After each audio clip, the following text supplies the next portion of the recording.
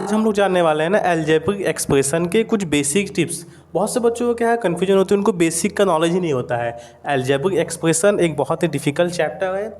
उसके लिए क्या हो ना, सबसे पहले आपको बेसिक जानकारी होनी चाहिए। बेसिक का मतलब ये कांस्टेंट किसे कहते हैं, वेरिएबल्स किसे कहते हैं, प्रोडक्ट किसे कहते हैं, लाइक टर्म्स क्या है, अनलाइक टर्म्स क्या है, बायोनोमियल क्या है, मोनोमियल क्या है, ट्राइनोमिनल क्या है। ठीक है, ये सब समझ जाएंगे तो क्या है आपको क्वेश्चन सॉल्व करने में बहुत ही ईजी होती है। तो चलिए वीडियो के अंत तक बने रहिएगा। मैं आपको सारी बेसिक टिप्स पूरी इंट्रोडक्शन चैप्टर है ये आपको पूरा एक्सप्लेन करने वाला हूँ। ठीक है, सबसे पहले क्या देखेंगे हम लोग ना, कॉन्स्टेंट्स। ठीक है, कॉन्स्टेंट्स क्या होती है, देखिए सबसे पहले ये जान लीजिए कॉन्स्टेंट्स का मतलब वो होता है, सपोज एक नंबर जैसे कि स्टार्ट हो गया, 0 से स्टार्ट हो गया, कोई भी एक नंबर 0 1 2 3 4 5 ऐसे करते करते क्या है लास्ट तक चले जाए, मतलब कि इनफाइनाइट है, उसे क्या बोला जाता है, कांस्टेंट। इस चैप्टर में आप लोग बस ये समझ लीजिएगा, चैप्टर है अलजेब्रिक एक्सप्रेशन। कांस्टेंट्स मतलब पहचानना हो तो क्या हुआ, कोई भी नंबर दिया उसको बोलते हैं हम लोग कांस्टेंट। बस ये समझ लीजिए। अब देखिए वेरिएबल्स अक्सर कन्फ्यूजन होती है, वेरिएबल्स क्या है। जैसे कि सपोज वेरिएबल्स का मतलब क्या होता है, वेरिएबल्स वो होता है एक टाइप का सिंबल जिसे पहचानने के लिए हम लोग क्या होता है, ईजी होता है मैथ में। सिंबल्स जैसे कि हो सकते हैं एक्स, बोलते हैं ना हम लोग, लेट द कांस्टेंट एक्स, मतलब कि क्या, मान लीजिए एक्स है, उसकी वैल्यू क्या है, एक्स है। मान लीजिए उसने एक्स रुपये का सामान लिया कुछ भी, तो एक्स के बदले में चाहे तो कुछ भी लिख सकते हैं आप, ए से लेकर के जेड तक में कोई भी नंबर आप लिख सकते हैं, वही होता है वेरिएबल, सिंपल। बस बेसिक है, बहुत ही ज़्यादा घुमा के नहीं बताऊंगा, बस मेन चीज़ जान लीजिए कि वेरिएबल्स क्या होते हैं। चाहे तो एक्स लीजिए, वाई लीजिए, बी लीजिए, ए से लेकर के जेड तक में आप कोई भी नंबर ले सकते हैं, इसे ही बोला जाता है क्या, वेरिएबल्स, सिंपल। ठीक है, वेरिएबल्स। देखिए पहचानने का क्या रूल है, अगर बोले कि बताइए, अगर सपोज यहाँ पर दे दिया गया हो x+3, पता है इसमें कांस्टेंट कौन सा है, वेरिएबल्स कौन सा है, तो इजीली बोल सकते हैं, हम लोग पढ़ चुके हैं, कांस्टेंट क्या है 3 हो जाएगा, वेरिएबल्स क्या हो जाएगा x। बस इतना ही है इसमें। ठीक है, ये समझ लीजिए आप कांस्टेंट वेरिएबल्स। नेक्स्ट देखिए प्रोडक्ट। अब देखिए प्रोडक्ट क्या होता है। ठीक है, प्रोडक्ट का मतलब क्या होता है, सिंपल मल्टीप्लिकेशन मतलब कि अगर बोला जाए, जैसे बोला जाए यहाँ पर 3xy, तो ये क्या है, एक प्रोडक्ट है। किसका प्रोडक्ट है, x एंड y का। तो इसमें क्या बोला गया है, 3 मल्टीप्लाई x मल्टीप्लाई y, यही हो गया प्रोडक्ट। ठीक है, प्रोडक्ट मतलब क्या होता है, मल्टीप्लाई, एकदम बेसिक समझ लीजिएगा, मल्टीप्लाई 3xy है तो क्या है, प्रोडक्ट ऑफ 3, मतलब 3 का प्रोडक्ट क्या है, x एंड y। इस फॉर्म में लिखने का मतलब बोला जाता है कि मल्टीप्लाई में है, बस यही है। समझ गए आप लोग। नोट्स बना बना के चलते रहिएगा ताकि क्या आपको इजीली होगा, और ट्राई कीजिएगा नोट से इजी ट्राई कीजिएगा आप लोग माइंड में बैठाने की। समझ लीजिए वेरिएबल्स क्या है, कहीं भी दिया हो, हाँ वेरिएबल्स समझ गए। प्रोडक्ट मतलब क्या है, मल्टीप्लिकेशन। कांस्टेंट दिया है, समझ गए। अब देखिए क्या है, कांस्टेंट टर्म क्या होती है। कांस्टेंट टर्म आप लोग अक्सर सुना होगा। कांस्टेंट टर्म का मतलब ये होता है, कांस्टेंट टर्म मतलब क्या होता है, इसके में क्या है, कोई वेरिएबल्स ना हो, सिंपल।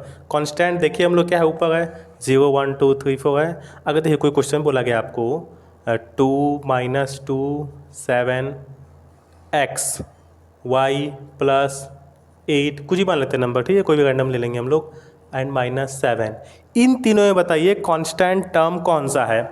तो कांस्टेंट टर्म सिंपली आप ये समझिएगा, कांस्टेंट टर्म इसमें क्या हो जाएगा, जिसमें कोई वेरिएबल्स ना हो, जिसमें क्या हो, वेरिएबल्स ना हो। वेरिएबल्स क्या होता है, एक्स, ए से लेके जेड तक कोई भी नंबर आ सकते हैं, ए से लेके जेड तक किसी में नहीं दिया है, तो वही हो जाएगा कांस्टेंट टर्म, मतलब कि ये हो जाएगा, सिंपल। ठीक है, समझ गए क्यों, क्योंकि क्या है ना, इसमें क्या है, कोई भी वेरिएबल्स नहीं दी गई है, इसमें मतलब इससे वेरिएबल्स कोई भी नहीं दी गई है, इन सब में क्या है, वेरिएबल्स दी गई है। जैसे कि y+8 हो गया, -27 मल्टीप्लाई x हो गया, इसमें वेरिएबल्स दिए हैं।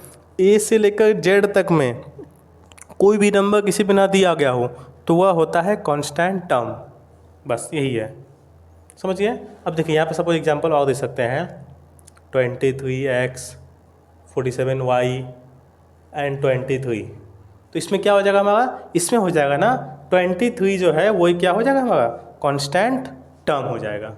समझ आ गई आपको अच्छे से, नोट्स बनाते रहिएगा, आपको इजीली समझ में आ जाएगी सब कुछ। अब देखिए लाइक टर्म्स क्या होते हैं। ठीक है, हम लोग क्या समझेंगे अब, लाइक टर्म्स अनलाइक टर्म्स आप लोग ऑलरेडी सुना होगा। लाइक टर्म्स क्या होते हैं, अगर मैं बोलूँ यहाँ पर कोई नंबर दिया गया है 27x² y प्लस कुछ भी ले सकते हैं, अगर सपोज 20 22 ले लीजिए, 22x² y। तो ये क्या हो जाएगा, एक लाइक टर्म्स। क्यों? क्योंकि देखिए यहाँ भी x² y है, यहाँ भी x²y, इसी को बोलते हैं लाइक टर्म्स। ठीक है, समझ गए? अब देखिए कोई और एग्जाम्पल लिख सकते हैं, अगर 2y² p minus 7y² p, इसका मतलब क्या हो गया, ये भी एक लाइक टर्म है। ठीक है, लाइक टर्म मतलब क्या होगा, हम लोग को पहले क्या है, लाइक टर्म को सॉल्व किया था। लाइक टर्म मतलब कि जिसमें y² दिया हो, y² दिया हो, सेम मतलब कि same as it is number, अगर यहाँ पे ये दिया है तो यहाँ भी वही देना चाहिए, इसी को बोला जाता है लाइक टर्म्स।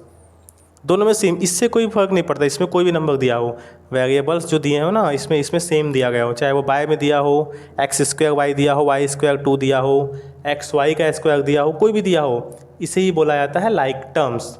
मतलब कि दोनों को जो दोनों क्या होंगे, सेम सेम होंगे, सेम सेम, इसे ही बोला जाता है क्या हम लोग का, लाइक टर्म्स। अब देखिए अनलाइक टर्म्स क्या होते हैं, अनलाइक टर्म्स के डिफरेंट हो गए। अब देखिए यही नंबर था, एक 27 था, 27x² y था, एंड प्लस था, कुछ भी मान सकते हैं प्लस, और यहाँ पे सेम दिया होगा, 27 ही दिया हो, बट y² x दे दिया हो, तो क्या होगा, ये एक अनलाइक टर्म हो जाएगा। ठीक है, ये कौन सा टर्म हो जाएगा, अनलाइक टर्म। अगर सपोज ये दिया गया है 23xy² और यहाँ दिया गया है 23yx³, तो क्या हो जाएगा, ये एक अनलाइक टर्म्स। ठीक है, दोनों क्या है, सेम टू सेम नहीं आ गए, तो इसकी वजह से कहेंगे हम लोग अनलाइक टर्म्स। आई होप आपको वीडियो अच्छे से समझ आती होगी। प्लीज़ एक चीज़ देखते चलिएगा, समझते चलिएगा, बेसिक चीज़ें सीख जाएंगे आपको, तो आप लोग क्या है, क्वेश्चन को सॉल्व करने बहुत ही ईजी होगी। अब हम लोग देखने वाले हैं ना, क्या बायोनोमियल किसे कहते हैं, ट्राइनोमियल किसे कहते हैं, पॉलिनोमियल किसे कहते हैं, एंड मोनोमियल किसे कहते हैं। वीडियो को प्लीज़ लास्ट तक बने रहिएगा, आप लोग बहुत अच्छे से सीखेंगे इसमें। चलिए अब हम लोग सीखेंगे क्या ना, क्या सीखेंगे, monomial, monomial, binomial, trinomial, polynomial, ये सब क्या होती है। आप लोगों ने सुना होगा अलजेब्रिक एक्सप्रेशन में, इस चैप्टर में देखा होगा आप लोगों ने कि मोनोमियल मतलब कि समझते हैं, बायोनोमियल कन्फ्यूजन बहुत से बच्चों को होती है, एग्जाम में दिएगा तो बताइए इसमें कि बायोनोमियल कौन सा है, मोनोमियल कौन सा है, ट्राइनोमियल कौन सा है। ठीक है, तो अभी हम लोग समझने वाले हैं कि बायोनोमियल ट्रोनोमियल किसे बोला। सबसे पहले देखिएगा क्या बोला गया है, मोनोमियल। मोनोमियल का मतलब क्या होता है, जिसमें वन टर्म, याद कर लीजिएगा हमेशा, जिसमें वन टर्म होते हैं, जिसमें एक टर्म हो उसे बोला गया है मोनोमियल। बस, अब मोनोमियल कैसे समझेंगे, इसको समझने के लिए इसको कर सकते हैं, अगर बोला जाए मैं, अगर दिया गया है -y, ठीक है, -y दिया गया है, या फिर दिया गया है क्या 3mm ये दिया गया है, या फिर सपोज 1/4m दिया गया है, तो इसको क्या बोलेंगे, वन टर्म ओनली। ये इसमें सिर्फ एक टर्म है, -y एक टर्म हो गया, ये 3mm एक टर्म हो गया, 1/4m कुछ भी हो सकता है, m हो सकता है, x हो सकता है, p हो सकता है, कुछ भी हो सकता है यहाँ पर, इसके बदले में स्क्वायर भी लिखा जा सकता है। तो ये क्या होगा ना, जो एक वर्ड में आए, यहाँ पर एक में आ जाए, एक में, इसे क्या बोला जाता है हम लोग को, मोनोमियल, सिर्फ एक टर्म में ही बोलेंगे हम लोग। ठीक है, अब देखेंगे हम लोग क्या कि बायोनोमियल। बायोनोमियल में क्या होता है, सिंपल बी, बायोनोमियल में टू टर्म, ठीक है, जिसमें टू टर्म होते हैं उसको बोलते हैं बायोनोमियल। अब देखिए टू टर्म का मतलब क्या हो गया है, टू टर्म का मतलब बोल सकते हैं इसे 8x माइनस, सॉरी ये क्या लिख दिया मैं, अच्छा 8x, ठीक है, 8x माइनस 2y, ठीक है, 8x माइनस 2y, एक और लिख सकते हैं 7x प्लस 3y, कुछ भी लिख सकते हैं, one term two term, two term में इसमें क्या हो गया ऐसे, और लिख सकते हैं 4x लिख सकते हैं प्लस y/5 लिख सकते हैं, ऐसे भी लिख सकते हैं हम लोग। तो ये क्या हो गया ना, ये हो गया हमारा टू टर्म, इसको बोला जाता है हम लोगों को टू टर्म। इसमें क्या कितने टर्म है, ये 1 1 2, यहाँ से 1 1 2, ये 1 1 2, ठीक है, ये दो टर्म हो गए, तो इसको क्या बोलेंगे हम लोग, बायोनोमियल, सिंपल। अब देखेंगे हम लोग क्या है, ट्राइनोमियल। ट्राइनोमियल में क्या होता है, तीन टर्म होंगे, ठीक है, जिसमें होंगे कितने हमारे, थ्री टर्म होंगे, तो क्या होंगे वो, ट्राइनोमियल। ठीक है, राइटिंग पे फोकस मत कीजिएगा आप लोग, राइटिंग थोड़ी स्पीड की वजह से लिखना पड़ रहा है ऐसे, बस समझ लीजिएगा आप लोग, ट्राई कीजिएगा माइंड में बैठाने की, कॉपी में बहुत कम यूज कीजिएगा लिखने की, ट्राई कीजिएगा माइंड में बैठ जाएगा, तो क्या अच्छे से आप सीख सकते हैं। ट्राइनोमियल क्या है, इसमें थ्री टर्म होते हैं, जैसे ये कुछ मान सकते हैं 7p² plus 2p plus 3y, तो क्या होगा, ये तीन टर्म, जिसमें तीन टर्म दिए होंगे उसको क्या बोलते हैं हम लोग, ट्राइनोमियल। अब देखेंगे क्या कि पॉलिनोमियल। पॉलिनोमियल मतलब क्या होता है, इसमें कि दो या दो से ज़्यादा हो, ठीक है, टू या फिर टू से मोर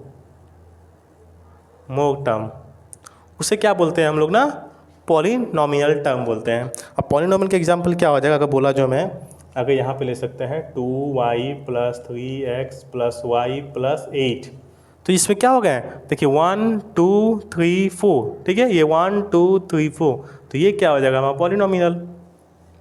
ऐसे सपोज लिख सकते हैं कुछ भी 1/8x+3y+9x+p², कुछ भी हो, तो इसमें देखना कितने हैं, एक टर्म, ये 1 2 3 4, तो ये वहाँ क्या हो जाएगा, पॉलिनोमियल। आई होप आपको बहुत अच्छे से समझ में आती होगी, नहीं समझ आती होगी तो प्लीज़ देख लीजिएगा एक बार। इसमें क्या सीख सकते हैं हम लोग ना, कि कैसे सॉल्व किया था अच्छे से, इस तरह जान सकते हैं पॉलिनोमियल क्या है, मोनोमियल क्या है, बायनोमियल क्या है, अब आपको कभी कन्फ्यूजन नहीं होगी, समझ गए ना। मोनोमियल मतलब कि 1 term, binomial 2 term, trinomial 3 term, and polynomial में क्या होते हैं 4 टर्म, जिसमें कि ऐसे ऐसे टर्म्स को मिला के बनाया जाता है। इसे ही हम लोग जानते हैं क्या, कि कौन कौन से ये टर्म्स हैं। तो आपको वीडियो अच्छी लगी प्लीज़ एक लाइक एंड सब्सक्राइब जरूर कर दीजिएगा। मैं अब इसी टाइप से क्वेश्चन और सॉल्व करूँगा, आपको और अच्छे से बेसिक समझाऊँगा, ठीक है।